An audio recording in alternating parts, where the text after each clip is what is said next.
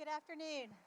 Amanda talked to you about industrial recruitment, and I want to talk to you about bringing our kids back home to Eastern Kentucky. My name is Leigh Latherow, and I'm an attorney with Van Antwerp Attorneys in Ashland, Kentucky. And the title of my presentation is How Kevin Bacon and a Parking Meter Brought Me Home. Have you ever played the 6 degrees of Kevin Bacon? It's a theory that all of us are separated by 6 or fewer social connections.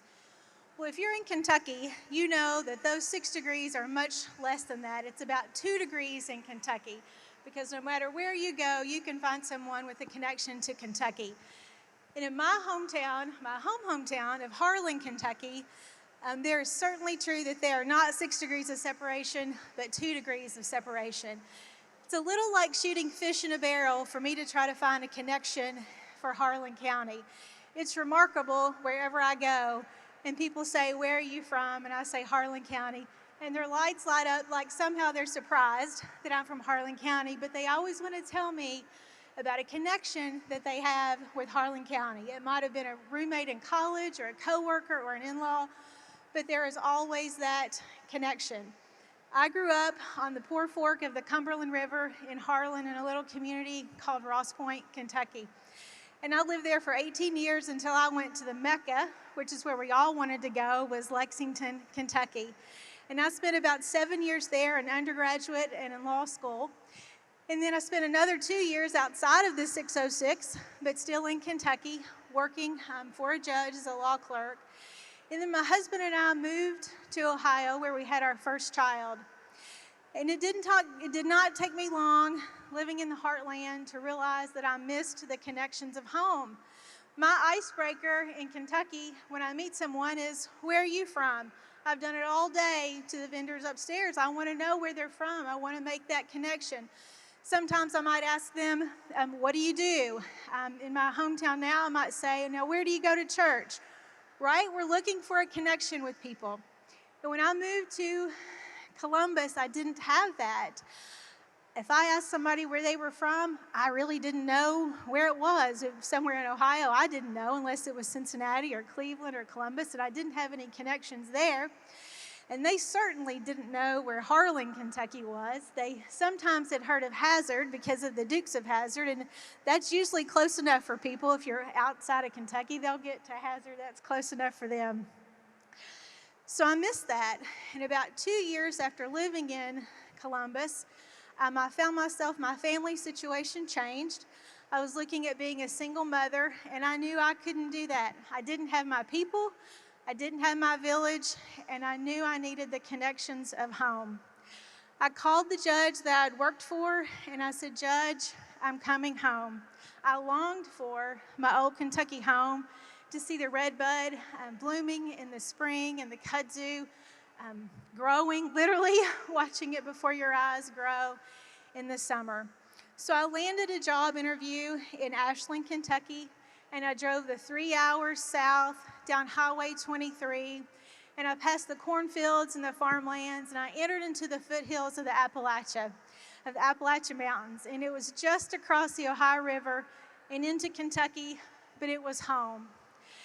And so I parked on the street, and I walked upstairs to the offices of Van Antwerp Attorneys, and it was so impressive. And I remember thinking, these offices are beautiful, and as beautiful as anything, and they were so big that I might find in Lexington or Louisville.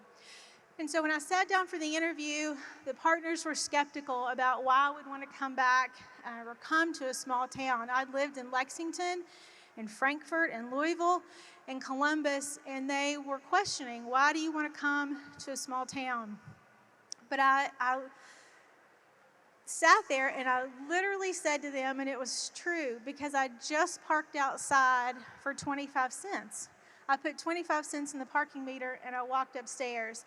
I didn't have to fight the traffic. I didn't have to worry about if my car was going to be okay.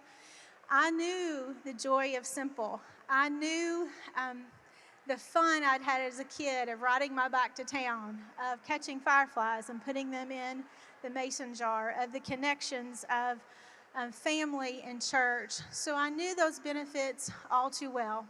And I landed the job, thankfully. and I was 29 years old when I came home. I've had a remarkable career since I've been there. I've had 2 opportunities to appear before the Supreme Court of the United States, opportunities that I'm sure would not have been afforded to me had I been in a big city and a big firm. Those would have been snatched up by more experienced litigators. But I'm blessed to have partners who are like my family, and they are delighted to watch me shine. Hindsight being 20/20, I would do it all again today. So how do we get our kids to come back home? What do we do to show them the value of not 6 degrees of separation, but of 2 degrees of separation? Because their business relationships or business connections are built on relationships. So, as any good researcher would do, I put the question to Facebook, and I asked my friends from Eastern Kentucky, what would you tell your children are some reasons why you may want to come back to Eastern Kentucky? And here are some of the things that they said. Where do I start? Why would you want to live anywhere else? Opportunity, low cost of investment. Okay, we're talking about that at SOAR. Do you want my responses in APA format? Because I could write a book. Safety, low crime, the mountains, which this is mid-October, and I always try to go back to Harlan the second week of October because we know how beautiful it is here.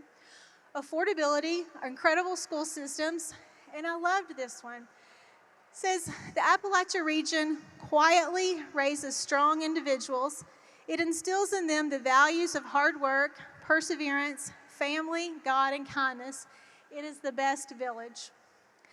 The next one, the feeling of community where friends and neighbors feel like family is priceless. No one is a stranger here, and we take care of each other. And I love this one, and I'm going to tell you they don't do this in Columbus, Ohio, because people stop for funeral processionals, right? And isn't that special when they do that?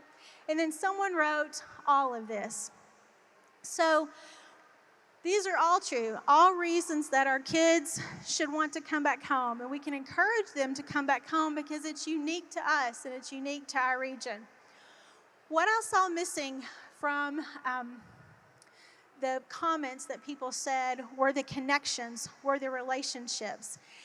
And if I look at my career and the relationships that I've built, you think about the benefit of your Sunday school teacher being your primary care physician. That when you go to the secondhand store, that's run by the mayor of your town, and you sit on a board of directors with his mother.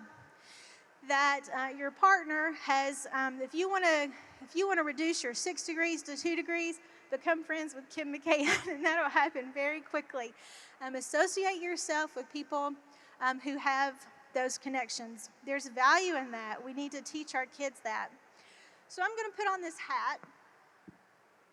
And if you all can see this, it says 606, right? So we all know, if I put on this hat, you know I'm from Eastern Kentucky. We all know that. Whether I'm in Myrtle Beach, whether I'm in Miami or Maui, Milwaukee or Milan, you see me wearing this hat and you know that I'm from Eastern Kentucky. And you're going to give me a wink, you're going to give me a nod, you're going to shake my hand because there is that connection there. And we need to teach that to our young people, to look for those connections. I have a t-shirt that I bought from a store in Hazard called Appalachia Apparel, and it says, "These people are my people." That's right, Appalachia people are my people. The 606 people are my people, and we need to teach our kids the value of that. If you look back at my first slide, if I can get it back.